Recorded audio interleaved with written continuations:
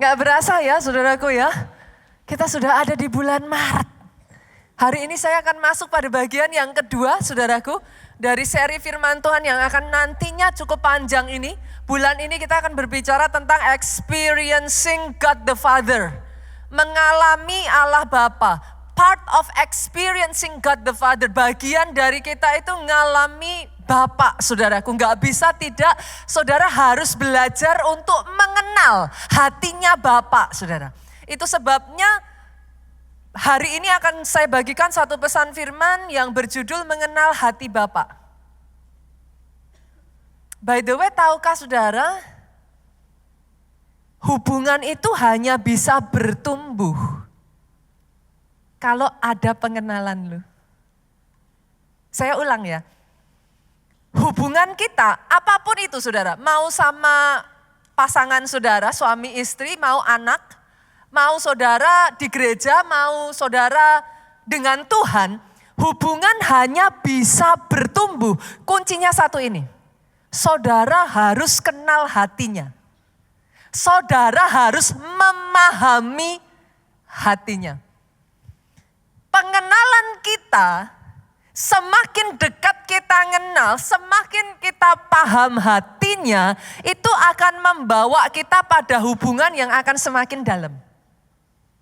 Saya kasih contoh, saudara pernah nggak ketemu pasangan suami istri yang karena kedekatannya itu sudah cukup dalam, nggak perlu loh pakai kata-kata, gini aja sudah tahu saudara.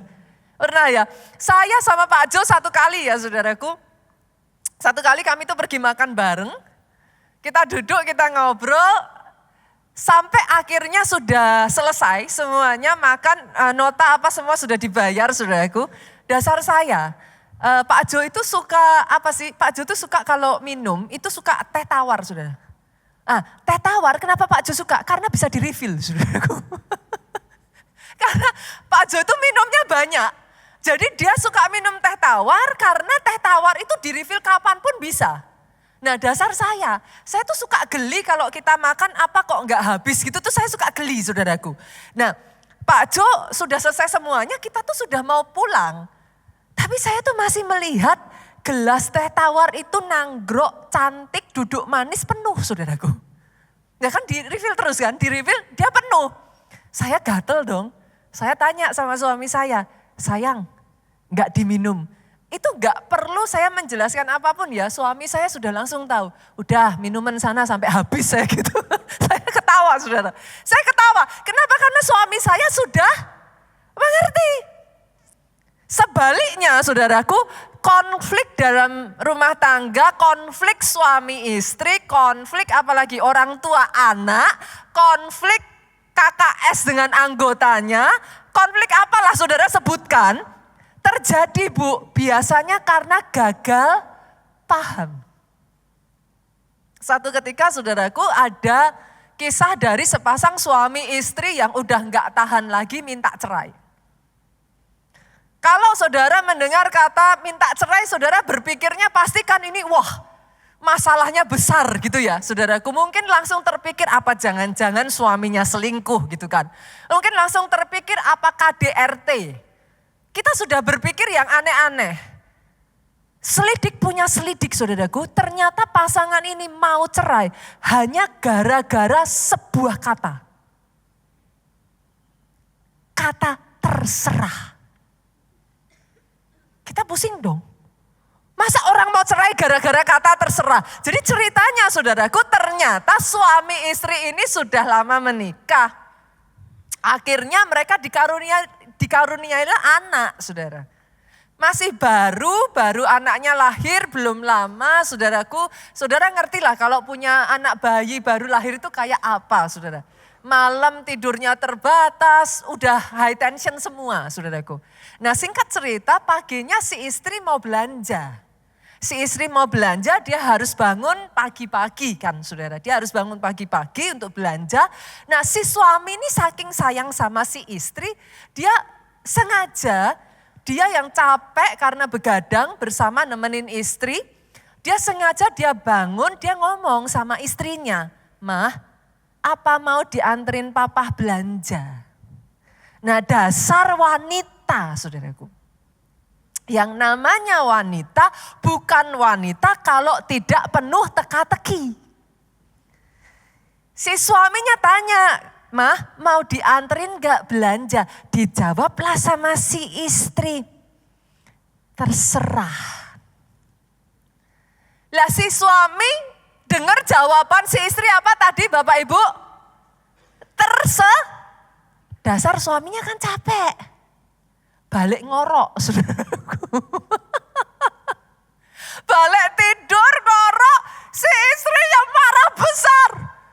Sudah gak sayang lagi, papa sudah gak cinta lagi. Dulu mama kemana-mana aja diantar, sekarang ditinggal tidur. Bertengkar hanya gara-gara kata terserah. Bapak-bapak, boleh nggak sih saya minta tolong coba dilihat lagi. Kalau saudara datang dengan pasangan saudara, suami istri datang bersama, bapak-bapak coba diperiksa, istrinya masih perempuan bukan gitu. In case saudara lihat istrinya dipegang masih perempuan, saudaraku, saya ingin mengucapkan kepada saudara, congratulations. Selamat Anda menikah dengan seorang wanita gitu. Kenapa saudaraku? Karena kadangkala sama-sama ngomongnya, maksud hati beda, nangkepnya beda loh. Yang mengerti katakan amin. Yang paham kehidupan berumah tangga angguk-angguk. Itulah wanita, saudaraku. Tapi kalau saya juga boleh menasehatkan bagi yang ibu-ibu, halo. Suamimu bukan paranormal. Sepakat ya? Tidak semua hal yang kita maksudkan suami kita ngerti.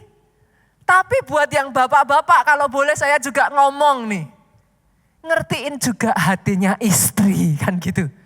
Tidak semua istri bilang iya itu artinya iya.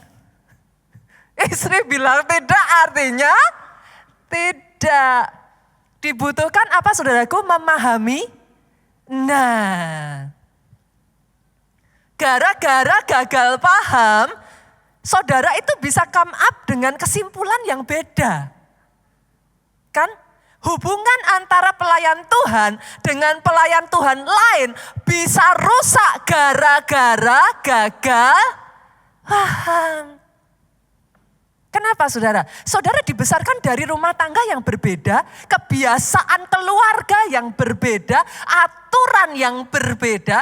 Buat keluarga satu apa yang dilakukan yang sama itu enggak sopan, buat keluarga lain itu sudah biasa. Gagal paham menyebabkan hubungan enggak bisa bertumbuh, Pak.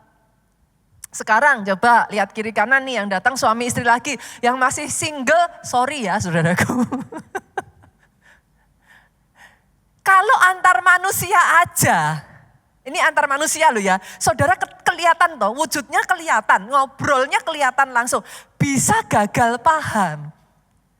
Kalau enggak hati-hati kita sama Tuhan kita sering gagal paham. Itu sebabnya kenapa hari ini saya menyampaikan satu pesan firman. Mengenal hati Bapa. Kalau kita nggak kenal hatinya, kita sudah asumsi. Kita sudah berpikir negatif. Kita sudah mikir ini bakalannya begini. Kalau kita nggak hati-hati, pikir negatif, berkata negatif, hasilnya, negatif. Sama saudaraku, kita pemahaman tentang Tuhan juga terbatas. Berapa banyak di sini yang pernah lihat Allah Bapa? Adakah? Mungkin ada loh saudara, beberapa mungkin yang saudara dapat penglihatan, that's okay. Tapi most dari kita nggak pernah lihat Bapa ya. Kita nggak pernah lihat Tuhan kan gitu kan. Oke, nah karena kita nggak pernah lihat Tuhan, maka gambaran terdekat kita memahami Tuhan dari siapa? Nah, Bapak-bapak boleh lambaikan tangan saudara, halo. Peranan saudara besar atas anak saudara. Karena anak saudara paham bapaknya yang di surga itu dari saudara. Pertama kali hubungannya dengan saudara sebagai bapak jasmani itu akan establish, akan memberikan gambaran, akan menjadi miniatur untuk dia memahami hubungannya dengan bapaknya yang di surga. Kalau kebetulan dia punya bapak yang, ya gimana sih saudaraku, namanya kita manusia juga nggak sempurna ya ibu-ibu ya. Kadangkala pernah nggak ketemu, nggak usah angkat tangan ya saudaraku. Pernah nggak saudara, mungkin ada di antara saudara punya orang tua yang sukanya pilih kasih. Nggak usah angkat tangan loh ya saudara. Zaman dulu saya sering kalau saudara berkeluarga misalkan anak 3 ya, papa sayangnya sama ini, mama sayangnya sama itu. Aku nggak ada yang sayang kan gitu saudara. Kan kadang-kala yang terjadi begitu ya di dalam keluarga ya. Kalau anaknya masih 2 atau anaknya 1 gitu enak saudara. Papa mama sayang semuanya kan gitu kan. Kalau anaknya 1 ya sudah semuanya sayangnya itu punya 1 anak. Tapi kalau anak 2 masih bisa yang oke, 1 sayang ini, yang 1 sayang itu gitu kan. Kalau anak 3, 4, 5, 6 nah itu saudaraku. Itu lebih seru, akan kelihatan oke papa sayang ini, mama sayang yang itu. Nah masalahnya dari hal itu saudaraku, pada saat nanti kita bertumbuh, kita mulai mengenal Bapak, kita kan ngalami ya, si A dapat mujizat, si B ditolong Tuhan, si C juga ngalami, kok saya enggak? Dengan keadaan keluarga yang seperti itu, apa yang ada di benaknya? Tuhanku pun tidak adil. Saudara bisa mengerti? Saya nggak tahu dengan saudara ya, kalau ada di antara saudara yang punya papa, nggak terlalu bisa diajak ngobrol. Nggak usah angkat tangan sekali lagi saudaraku. Ada sebagian orang tua itu kalau mau dimintain pendapat atau kita mau curhat, yang keluar dikuliahin saudara. Orang tua kan suka gitu ya, kadangkala kita maksudnya itu, aduh Pak mau cerita, mau berkeluh kesah, mau dimengerti saudara. Yang terjadi malah kamunya harusnya gak boleh kayak gitu, kamunya yang gak bijaksana. Akhirnya yang terjadi apa? Saudara kalau mau cerita sama papa apa? Males tuh, reluctant kan. Karena gambaran yang dipunyai tentang hati Bapak itu begitu, tanpa kau sadari bukan berarti selalu begitu, enggak. Tapi tanpa disadari kadangkala kita tuh bisa berpikir, Bapak kita di surga juga sama. Akibatnya apa yang terjadi? Kita nggak bisa deket sama Bapak. Selalu ada gap. Kita mau cerita takut. Iya kalau Bapak ngerti, iya kalau Bapak paham. Gimana kalau aku malah yang ada dimarahin? Saudara bisa mengerti yang saya maksudkan? Boleh enggak hari ini, yuk senggol kiri kanan katakan jangan gagal paham hati Bapak yuk. Seperti apa hati Bapak? Kita buka sama-sama ya. Yohanes 3 ayatnya yang ke-16. Orang Kristen harus hafal. Ada yang tahu? Ini enggak boleh enggak hafal loh saudaraku. Orang Kristen ayat yang 1 ini enggak hafal dicekik.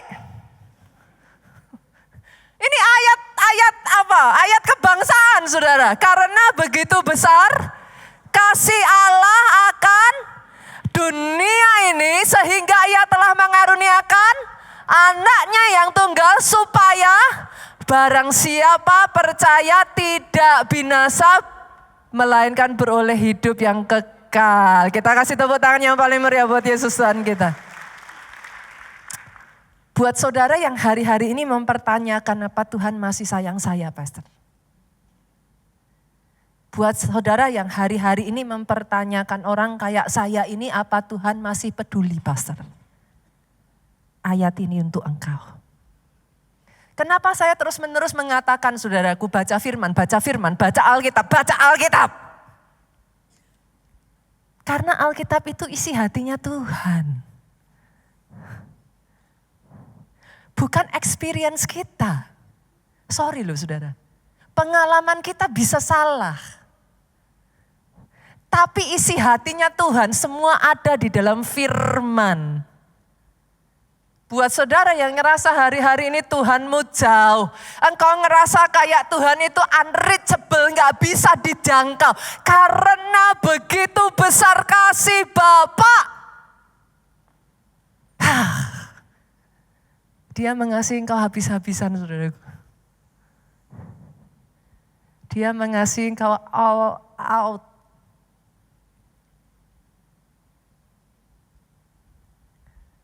Pastor, kita jadi orang Kristen tuh gak enak ya, gak boleh bikin dosa. Kita jadi orang Kristen tuh gak enak ya dihakimi. Kalau kita bikin gini salah, bikin itu salah.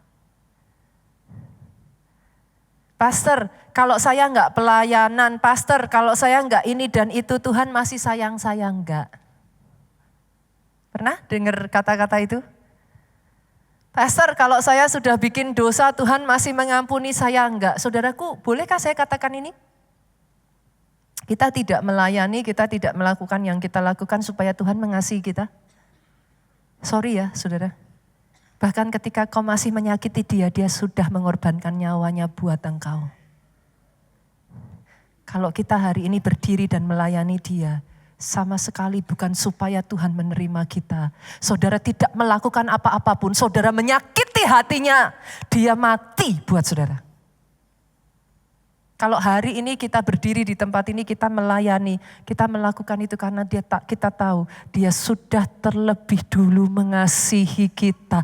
Yang paling kita bisa lakukan, sedikit yang bisa kita kerjakan, kita balas kebaikan Tuhan. Boleh aminnya yang paling keras dari tempat ini.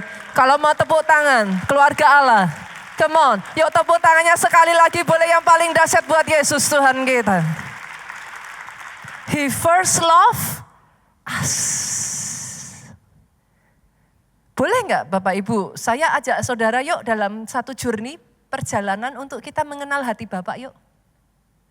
Jangan-jangan tanpa kita sadari karena kita enggak kenal, kita miss nih rencananya. Karena kita enggak kenal apa yang sebenarnya dia sudah simpan buat saudara jadi enggak nyampe nih. Karena kita enggak kenal gitu, bukan karena Tuhan enggak sayang, tetapi karena kitanya enggak kenal. Ada hal-hal yang sebenarnya sudah disimpan untuk saudara jadi nggak kita dapat gitu. Boleh ya? Kita masuk ya. Saya akan bagikan 3 poin, saudara. Kita mengenal hati Bapak. Yang pertama, Bapak kita itu bukan hanya mengasihi tetapi kasihnya kekal.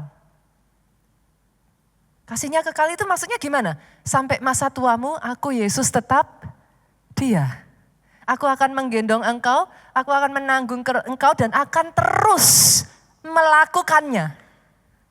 Kasihnya kekal, saudara. Pastor, ada sebagian yang mungkin sampai di usia tertentu sudah bertambah usia terus berkata orang kayak saya apa masih bisa dipakai Tuhan. Kasihnya kekal.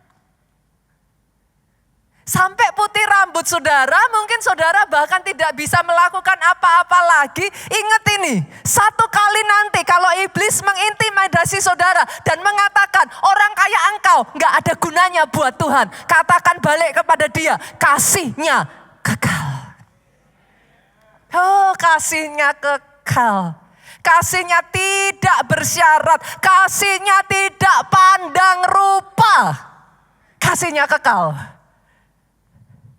Bahkan di titik terendah dalam hidupmu pun ya saudaraku, kasihnya kekal.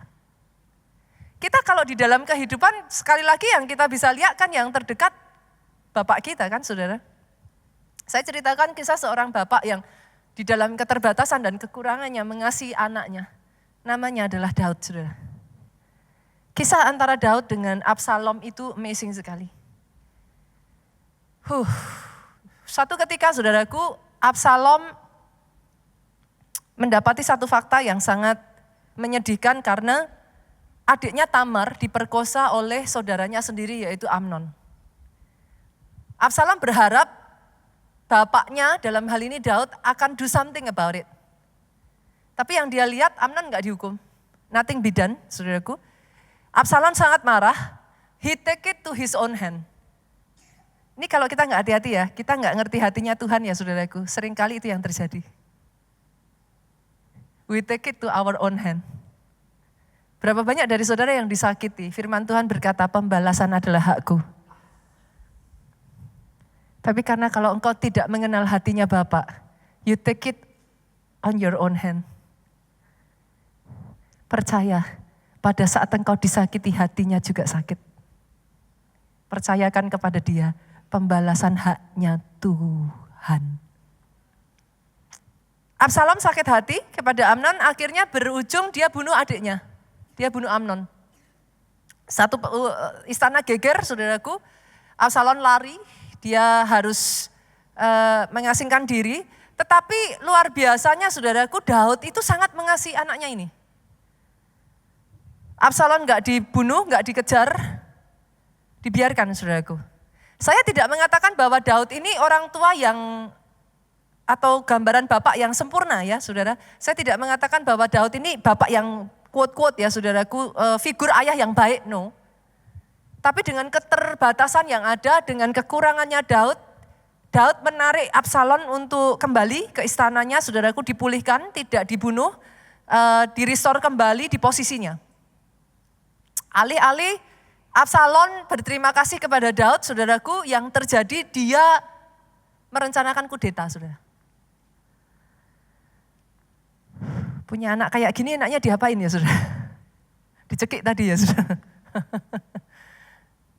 Bukan hanya dia merencanakan kudeta, Absalom sungguh-sungguh mengkudeta Daud, saudara, sampai Daud harus melarikan diri dari istananya. Bukan hanya itu, apa yang dilakukan Amnon kepada adiknya di tempat yang tersembunyi, Absalom perkosa seluruh gundiknya Daud di depan rakyat, saudara. Saudara bisa melihat betapa ngeri ya, saudaraku. Kenapa itu bisa terjadi? Gagal paham. Karena tidak memahami hatinya papahnya. Karena tidak memahami kasihnya Daud. Seorang anak yang seharusnya bernama Bapak Damai. Absalom itu artinya Bapak Damai, saudara. Absalom, Shalom. Jadi dia tuh arti namanya itu adalah seorang yang ketika dewasa nantinya diharapkan ayahnya menjadi sosok figur yang mengayomi rakyat, saudara. Ini seharusnya adalah penerusnya Daud, saudaraku, bukan Salomo. Saudara bisa kebayang gak itu? Terjadi kenapa? Gagal paham. Suami istri, halo. Belajar yuk. Jangan hanya dengar perkataannya, jangan hanya lihat tindakannya, tapi pahami hatinya. Hatinya itu seperti apa? Kadangkala perkataannya bisa menyakiti, kadangkala tindakannya tidak menyenangkan saudara, tapi kalau hatinya karena mengasihi saudara, setidaknya yang itu masih saudara pahami. Yang mengerti katakan amin. Absalom karena gagal paham saudaraku, hancur hidupnya. Tapi ketika itu pun terjadi ya Pak, satu peperangan di mana Daud akhirnya harus berhadapan dengan Absalom. Dia perintahkan kepada prajuritnya, jangan sentuh anakku, jangan bunuh anakku. Tapi yang namanya perperangan itu apa ya, bisa diatur toh saudaraku. Saudara dalam medan perang itu bisa apa gitu. Orang sudah perang seperti itu apa ya bisa, oh ini Absalom gitu kan, enggak semua prajurit kenal gitu.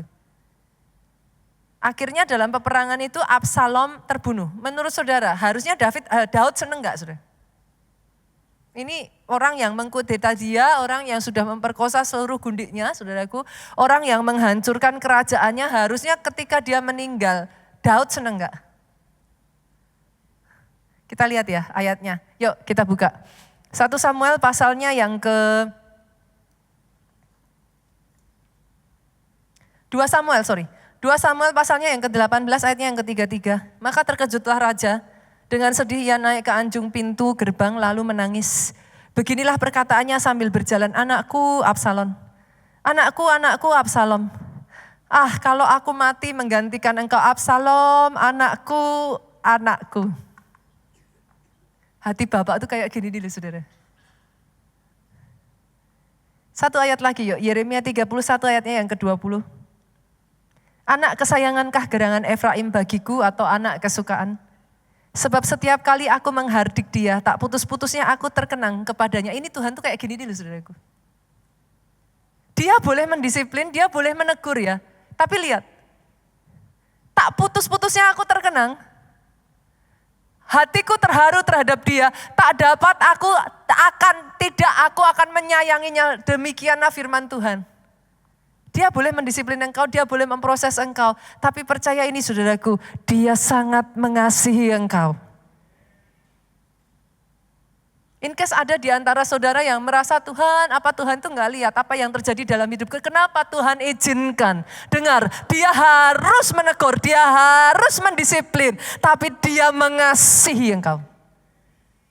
Hari ini saudaraku boleh nggak pahami dulu yuk.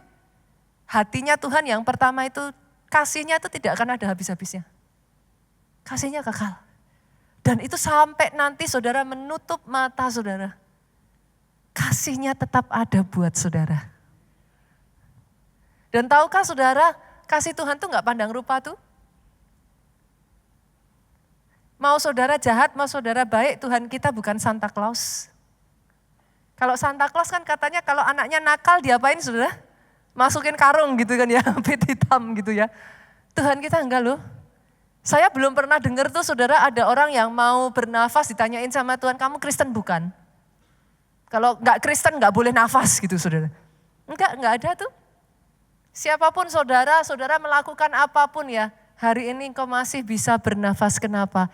Dia Allah yang baik, kasihnya kekal. Sampai kapanpun apapun yang kau lakukan, dia tetap mengasihi engkau.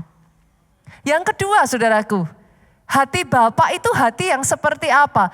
Dia enggak terlihat, tapi dia peduli.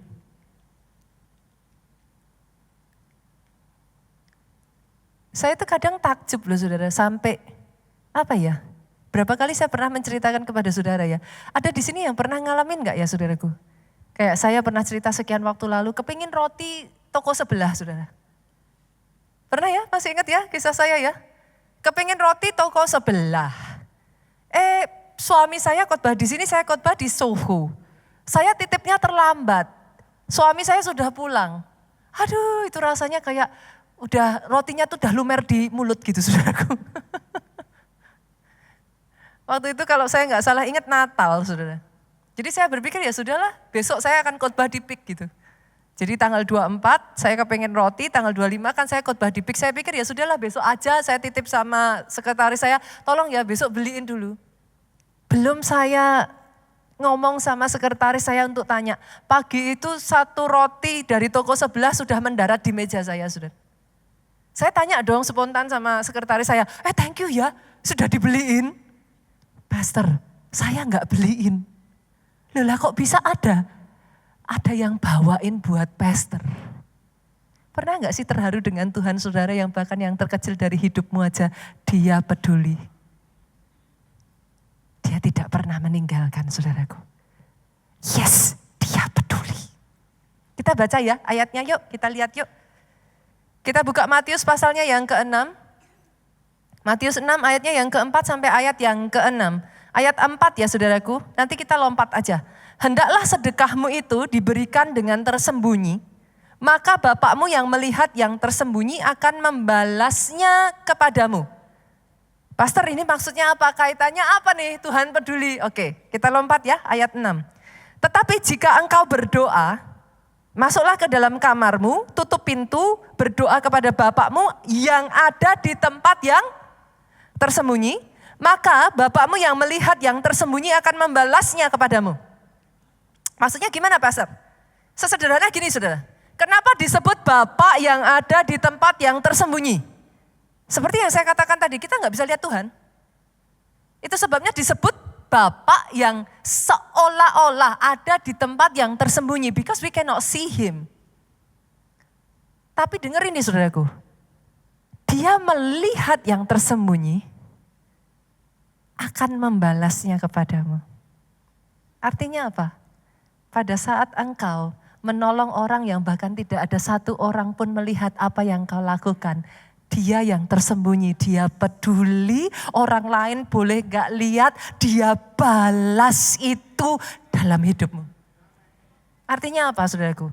Bahkan ketika kau berdiri di atas kebenaran, engkau dicemooh, engkau dikata-katai bodoh, engkau dikata-katai sia-sia, apa yang kau lakukan seolah-olah justru merugikan dirimu sendiri. Dengar ini, dia yang melihat yang tersembunyi,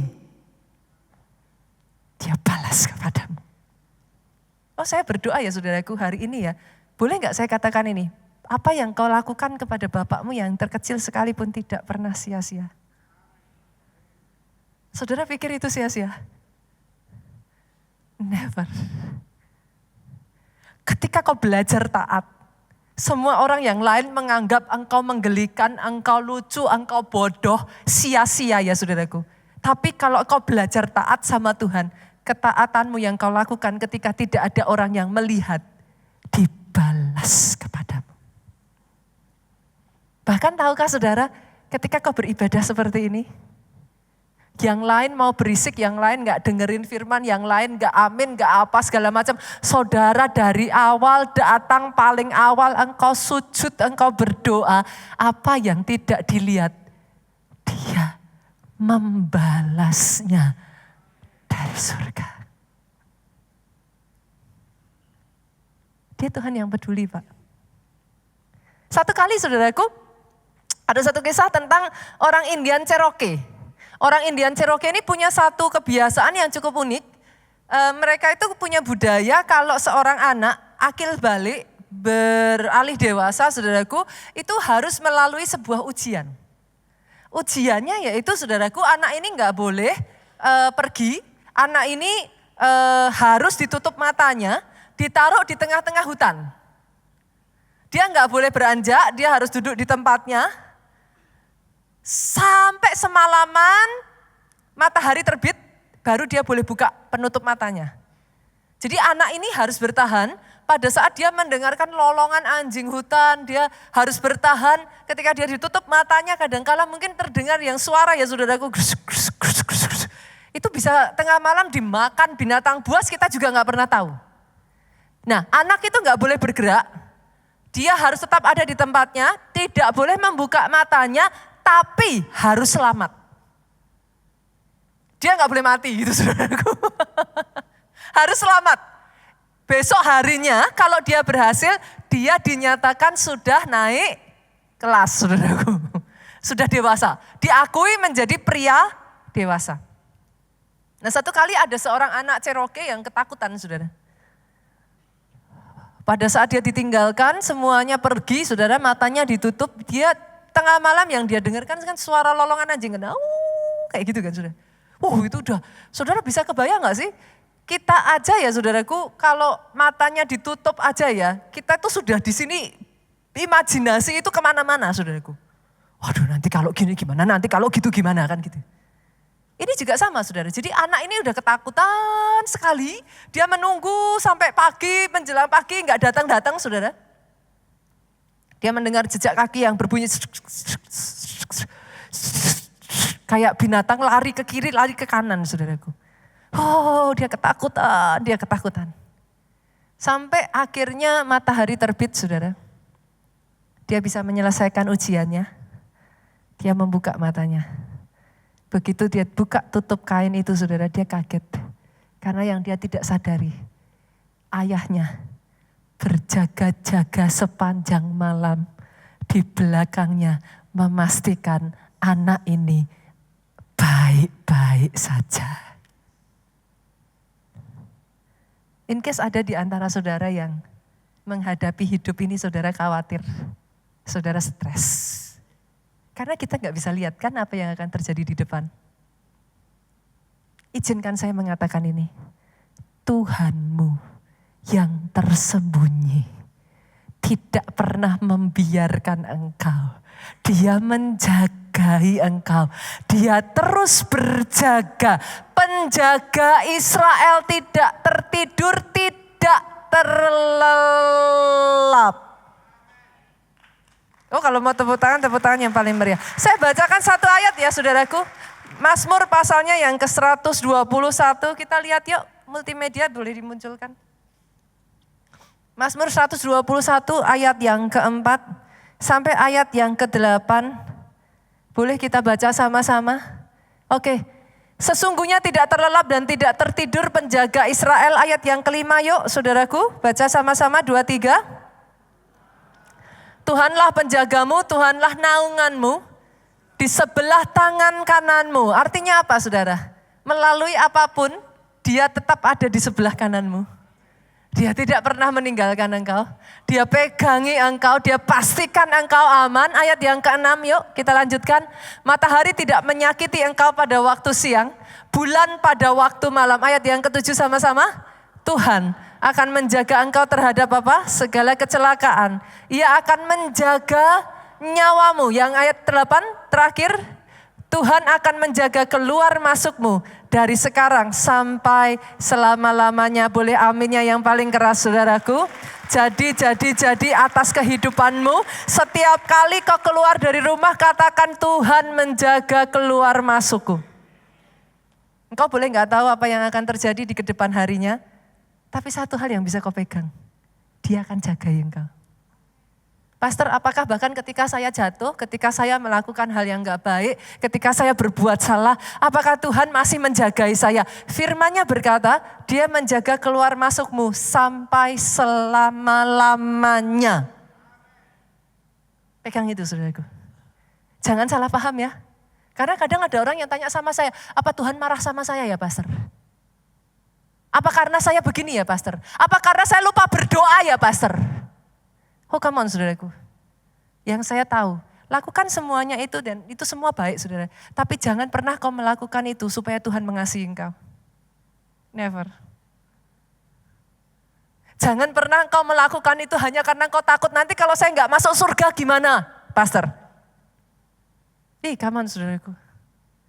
Kerinduannya yang terbesar, tidak ada satu pun dari saudara yang terlewatkan, itu sebabnya dia berikan anaknya untuk saudara lu.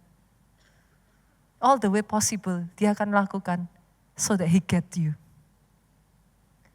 Jangan gagal paham hatinya Tuhan. Yang ketiga, saudara, yang terakhir. Tuhan itu adalah Allah yang seperti induk Raja Wali, dia menggoyang bangkitkan isi sarangnya. Kita buka Ulangan pasalnya yang ke-32 ayatnya yang ke-6b. Ulangan 32 ayat yang ke-6b. Bukankah ia Bapakmu yang menciptakan engkau, yang menjadikan dan menegakkan engkau? Ayat 10 yuk kita baca sama-sama 2-3. Didapatinya, dia di suatu negeri, di padang gurun, di tengah-tengah ketandusan dan auman padang belantara. Dikelilinginya dia, diawasinya, dijaganya seperti biji matanya. Wow. Tuhanmu tuh seperti itu loh saudaraku. Kau gak pernah sendirian. Saya ajak saudara baca dari bahasa Inggrisnya boleh Bapak Ibu. Karena dari bahasa Inggrisnya jauh lebih terlihat tuh. Ulangan 32 ayat yang ke-10 yuk. Saya bacakan ya saudara. Dalam bahasa Inggrisnya. He found him in a desert land. Ini meaningnya dalam loh saudara. Dia menemukan engkau di padang gurun. Saudara nggak sadar ya, kadangkala Pak, kenapa Tuhan izinkan ada padang gurun? Disitulah pada saat semua orang meninggalkan engkau, dia bisa menemukan engkau. Saya menemukan bahkan dalam kehidupan saya ya, justru di titik terendah saya itu titik di mana Tuhan mencari dan menemukan saya loh. Bukan di tengah pesta kadangkala saudaraku, bukan di tengah semua keadaan baik. Tapi ayat ini ngomong he found you, saya ganti kata him dengan you. In a desert land, in the waste howling wilderness, di tengah padang gurun belantara dengan auman binatang liar, intinya kan seperti itu saudaraku. Kadang pernah gak sih saudara dalam kehidupan kita ngerasakan intimidasi begitu besar tuh. Orang kiri kanan ngomong yang gak baik tentang kita difitnah, kita dipojokkan, disudutkan. Tapi tahukah saudara, he find you there. Dia temukan engkau di situ loh. Pada saat orang mengatakan hal yang tidak baik tentang engkau ibu, di situ dia berjumpa dengan engkau.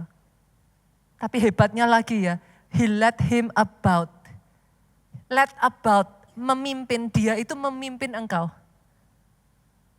Ditemukan di padang gurun ya saudaraku, untuk dituntun, he instruct. Dia memberikan instruksi kepada saudara dengan tujuan apa saudara? He kept him as the apple of his eye. Saya tanya ya saudara, kalau saudara kira-kira loh orang di sekeliling saudara, di samping saudara lah istri lah, poking-poking pundak saudara kayak gini masih oke enggak? Masih oke ya? Tapi kalau poking-poking mata gimana saudara? Segitunya loh Tuhan sama saudara. Saudara bisa melihat gesture saya. Saudara nggak sadar aja ya, ada tangan mau kenain mata. Refleks saudara gimana? Saudara mengerti ya saya maksudkan? Itu Tuhanmu. Apakah saudara pikir dia membiarkan engkau? Pastor, gunanya apa? Saya tahu semua. Gunanya apa khotbahnya pastor ini? Jangan engkau takut dan jangan engkau gentar. Kau harus sadar dan tahu, hatinya Bapakmu tidak akan pernah meninggalkan engkau sendirian. Tidak akan mengizinkan engkau, bahkan di padang gurun sekalipun. Dia temukan engkau, dia pimpin langkahmu. Oh beda saudara, kalau saudara nggak ngerti hatinya Tuhan, di tengah padang gurun engkau curigai dia. Kalau saudara nggak ngerti hatinya Tuhan di padang gurun, di tengah auman binatang liar, engkau bisa mempertanyakan Tuhan di mana? Tapi kalau kau tahu hatinya Tuhan, orang yang tahu hatinya Tuhan ya saudara, jalanmu tuh ya, mantap saudara. Engkau berjalan itu ada damai sejahtera, hidupmu tidak akan gentar saudara. Kenapa? Karena bahkan di tengah padang belantara dia tuntun kok langkahmu. Dia pegang kok. Kalau ada yang berani-beraninya nyentuh. Jangan harap saudaraku. You are the apple of his eye. Tangkap itu saudara. Berjalan dengan pemahaman yang satu ini. Berjalan dengan pengenalan siapa Tuhanmu. Dan dia itu seperti burung Raja Wali. Coba kita lihat ayat selanjutnya. Ayat 11 yuk. Laksana Raja Wali menggoyang bangkitkan isi sarangnya, melayang-layang di atas anak-anaknya, mengembangkan sayapnya menampung seekor, mendukungnya di atas kepaknya. Demikian Tuhan sendiri menuntun dia dan tidak ada Allah asing menyertai dia. Pemain musik boleh maju ke depan? Saya nggak tahu ya saudaraku, saudara ada di sini yang suka pecinta flora fauna nggak? Saya tuh pecinta flora fauna saudaraku, saya tuh suka binatang. Sangat suka binatang. Saya suka salah satu yang itu net geo yang tentang kehidupan binatang, saudara. Buat saudara yang pernah melihat burung Raja Wali itu unik, saudara. Dia akan membuat sarangnya itu di tempat yang tinggi.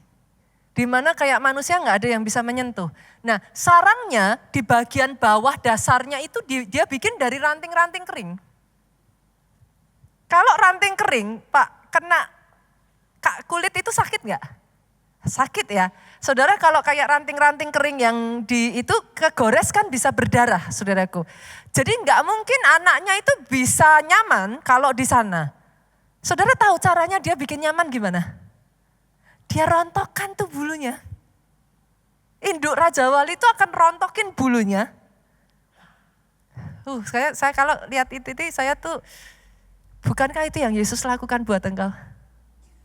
Dia rontokkan semua harga dirinya, dia serahkan semuanya. Dia dipermalukan, dia dihina, dia dihancurkan. Bahkan Alkitab sampai ngomong orang enggak ada yang mau lihat wajahnya, kenapa rusak itu wajahnya. Enggak elok sama sekali saudaraku. Tapi dia lakukan itu buat engkau loh. Segitu. Sama seperti induk ini demi kenyamanan si anak. Dia rontokin tuh semua, akhirnya saudaraku yang terjadi, anaknya ini seperti tidur di atas bulu angsa, saudara. Nyaman. Itu Tuhanmu, saudaraku. Ketika kau masih kecil, ketika kau masih bayi, ketika kau masih kanak-kanak ya, dia pastikan semuanya. Itu makannya aja kan gak pernah bingung toh. Anak-anak itu kan gak pernah bingung tuh, saudara. Besok mau makan apa kan sudah langsung dikasih tuh sama Tuhan. Tapi satu titik yang aneh saudara, adalah ketika si anak ini beranjak dewasa.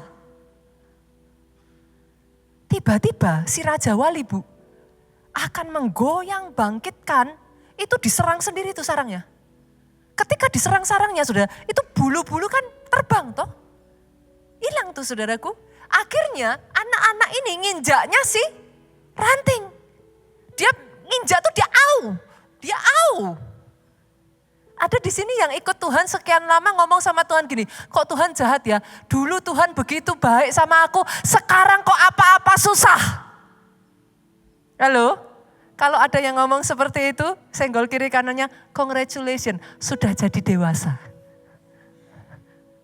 Boleh? Boleh? Jadi kalau mulai diproses, diizinkan masalah terjadi, apa? Congratulations.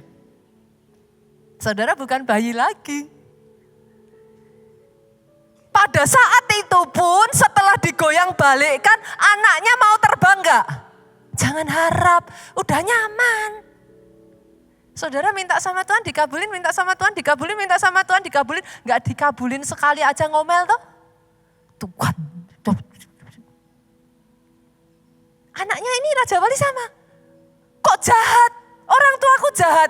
Akhirnya saudaraku mereka enggak mau keluar dari sarangnya. Saudara tahu mereka di mana? Mereka itu berjejak pada tepi sarang. Karena Raja Wali itu seringnya bersarang di Bukit Batu, saudara. Mereka bisa berjejak di situ.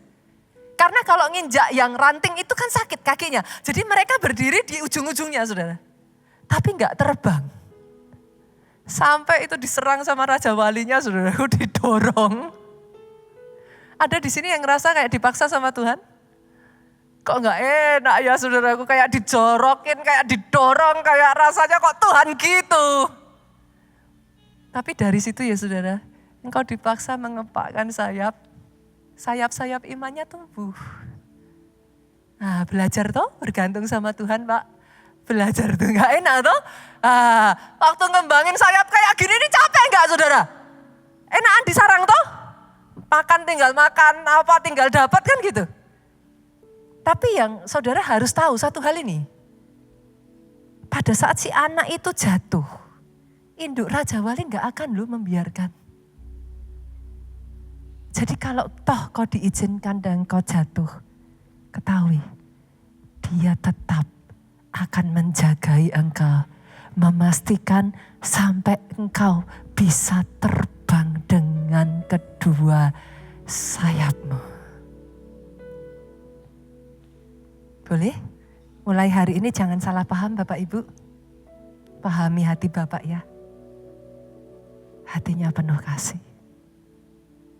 Bangkit berdiri jemaat Tuhan. Katakan.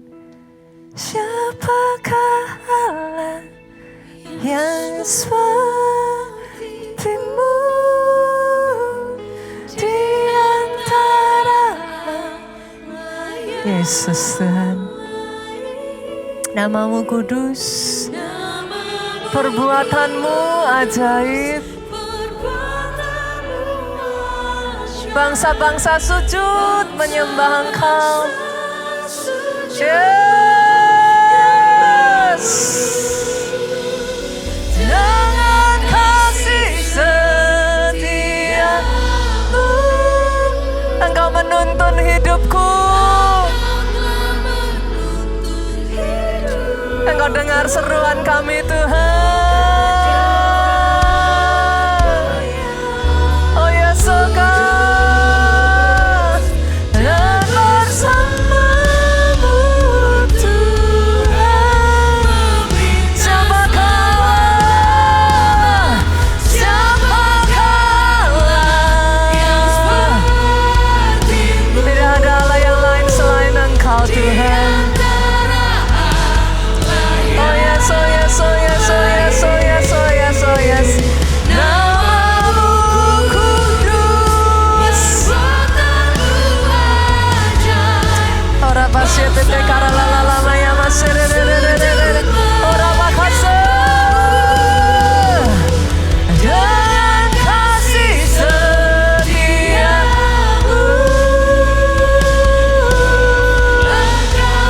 Engkau menuntun hidupku.